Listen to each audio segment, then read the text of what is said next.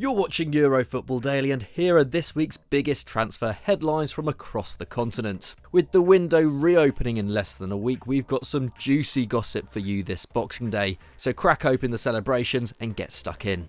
We kick off today's episode at Borussia Dortmund as speculation over the club's two biggest stars has returned to the back pages. First, we have Erling Haaland, who is expected to leave the Westfalenstadion in the summer when his €75 million release clause comes into play. It could spark the kind of transfer battle we haven't seen for many years, with Man City, Real Madrid, Man United, PSG and Bayern Munich all linked with the 21-year-old. But according to Sky Sports Germany, Liverpool are now considered one of the front-runners for his signature. While they don't have the spending power of some of the clubs they'd be competing with, it's a choice that Haaland will ultimately have to make, and there are few more attractive places to play than Anfield right now. What's more, with Roberto Firmino's contract up in 2023 and Diogo Jota able to play across the forward line, the Norwegian international can offer Jurgen Klopp something he doesn't currently have. But there could be another twist, and a potentially disappointing one for his many suitors. According to Marca, BVB are ready to double Haaland's wages in order to keep him at the club for another year, something that could see his release clause become void. It also raises the possibility of him being sold for a much higher price in 2023, whittling down the clubs that could afford to sign him and earning the German giants maximum profit on a player they paid just €20 million for 2 years ago. Die Borussen are also putting together a plan to keep Jude Bellingham at the club for longer, with Football Insider reporting that they are ready to make a move for his younger brother Job. The 16-year-old, who like Jude before him has made waves in the Birmingham youth setup, has made some appearances for their under-23s this term and even made the bench for the senior side's match against Coventry in November. Dortmund are understood to be big fans of him in his own right, but with contract negotiations with his older brother currently underway, it's understood that bringing Job to the club could sweeten the deal for the England international, who still has 3 years left to run on his current contract. And once again, this comes with the backdrop of Liverpool emerging as a major interested party. The Reds have been strongly linked with a move for the 18-year-old prodigy in recent weeks, and according to the Football Insider report, the departing Michael Edwards is keen to deliver him for Klopp as his final major act as sporting director. But where do you see Haaland and Bellingham ending up when they inevitably leave Dortmund? Let us know in the comments below.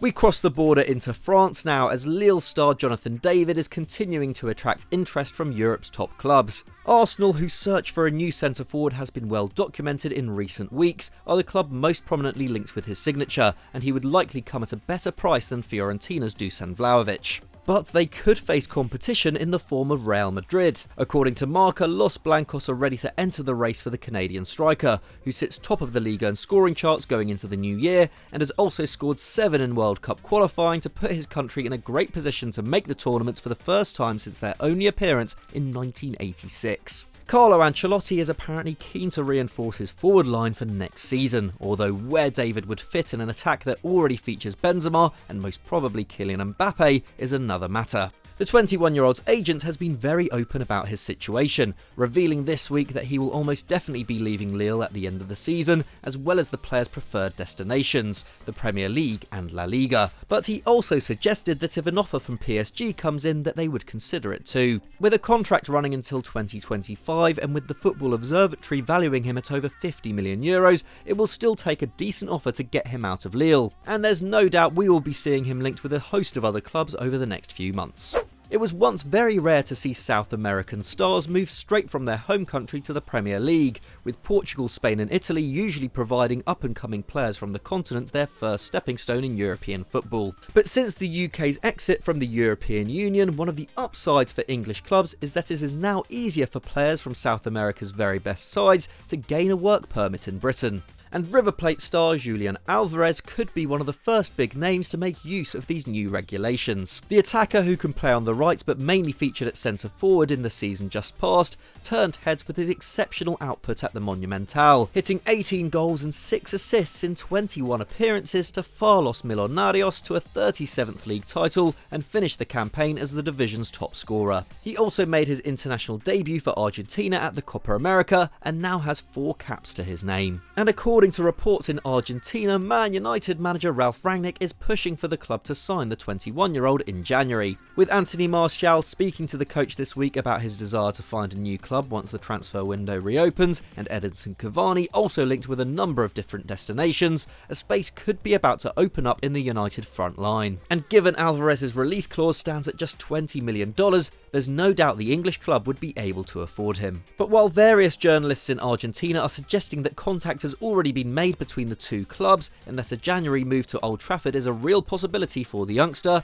Fabrizio Romano has also had his say, claiming that United are prioritising the summer for making new signings, and while they are monitoring Alvarez, that no talks have taken place. But as you all know, things can change very quickly in the football marketplace, and if Rangnick is as keen on the move as some say he is, this isn't going away anytime soon. This is very much a story to keep your eye on. While it isn't an area of the pitch that has been affected by Napoli's recent injury crisis, the Italian club are reportedly looking to strengthen at left back in January, with French outlet Foot Mercato claiming that Luca Dean and Layvin Kurzawa are both potential targets. PSG's Kurzawa has played almost no Liga in football this term under Mauricio Pochettino. While his main problem has been injuries in seasons past, there currently doesn't appear to be a way back into the side for him, and so a January move could be on the cards, with Premier League outfit West Ham also linked with the 29-year-old, who has made over 150 appearances for Les Parisiens since signing from Monaco back in 2015. But Dean's situation at Everton is arguably more interesting. The former Barcelona man has been a key contributor at Goodison Park ever since his arrival on English shores in 2018, but has failed to register a goal or an assist in 13 league appearances this term. And the Frenchman hasn't even featured in a matchday squad since the Toffees' 4-1 defeat to Liverpool at the start of the month,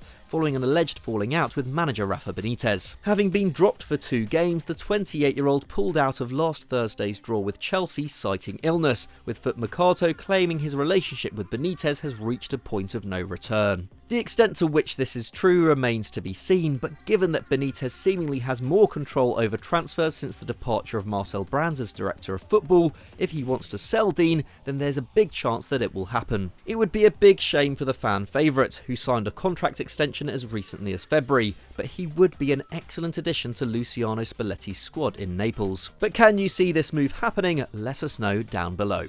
We finish off at Barcelona, where the signing of Ferran Torres may have been made official by the time you watch this. But while the €55 million signing was facilitated by a recent loan from investment bank Goldman Sachs, the club won't be able to register the Spanish forward unless they make sales in January, as per La Liga's financial regulations, with sporting director Matteo Alemany confirming this on Tuesday. And while the usual suspects of Umtiti and Coutinho have been doing the rounds in the gossip columns, whether Barca can actually shift them is another matter. Considering how much they struggle to offload their highly paid deadwood in the summer, it just doesn't seem that realistic, and there has been much talk of the club instead having to sacrifice one of their young stars since the summer, with Frankie de Jong the most prominent name linked with a move away. Right back Sergiño Dest has also emerged as a potential departure, having struggled with form and fitness this term. And now, according to ESPN, the club may be looking to shift him in January as part of their efforts to integrate Torres. Bayern Munich, who were hotly tipped to sign the youngster from Ajax before Barca beat them to him in 2020, have been linked with him again this season, and are widely reported to be frontrunners should the Catalan club make him available next month. January can often be a quiet window, but along with Newcastle, Barcelona could be a fascinating watch come the new year. So that's all we have time for on this Boxing Day special of Euro Transfer Talk, but which of these moves can you see happening? Let us know in the comments below. If you enjoyed this, please leave it a like, and why not subscribe to Euro Football Daily if you haven't done so already. Thanks for watching, and from all of us at Euro Football Daily, have a very happy new year.